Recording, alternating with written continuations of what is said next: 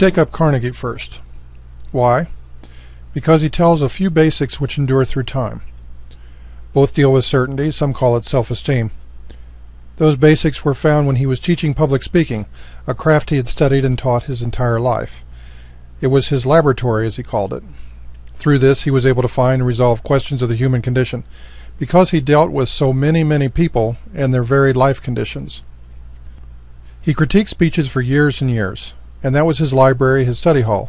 His homework was in helping people resolve their own problems through the only real tool he had, teaching public speaking. This was the journey to the soul of their existence. For some reason, this brings up all fears, and also their personal certainty, the one tool everyone has that banishes all opposition. Carnegie wrote two classics among the many books he authored: How to Win Friends and Influence People and How to Stop Worrying and Start Living. And while I recommend you get his books and study them for yourself, this is completely your option.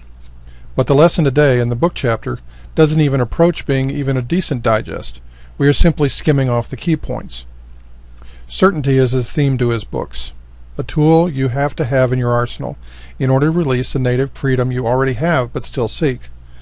Carnegie had three basic principles which explained all of human behavior, and these, when fully understood, give you complete certainty on how people act, why, and what you can do about any situation you run into. Humankind is no mystery when you understand the basics, as you know what motivates them and how to help them get what they want. Incidentally, you also start understanding your own basic wants much better, and so can get your own goals accomplished more easily. Your route to freedom involves knowing for certain why people do what they do and how to get them the help they need so they can help you. Carnegie listed these very doable and illustrated principles. Fundamental techniques in handling people. Principle 1. Don't criticize, condemn, or complain. Principle 2. Give honest and sincere appreciation. Principle 3. Arouse in the other person an eager want. My book goes into quite a few ideas about how these can be applied to your life to help you find your own freedom.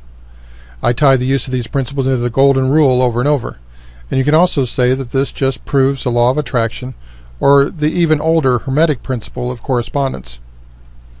What all these say is that one of the key principles we are running into, and Carnegie covers as well in his books, is that your own self-esteem and self-confidence is dependent on your attitude towards others, and you can change that attitude at will. This, then, is your first step towards freedom, to know that your personal attitudes can be changed any time you want. So I give you a series of assignments in the workbook which you can follow to help you with that. Of course, Carnegie gives you many more in his book. And one interesting side effect is that as you apply these simple suggestions to your life, you'll find other people around you responding. In short, you're helping them find their own freedom as you find yours. Cheers!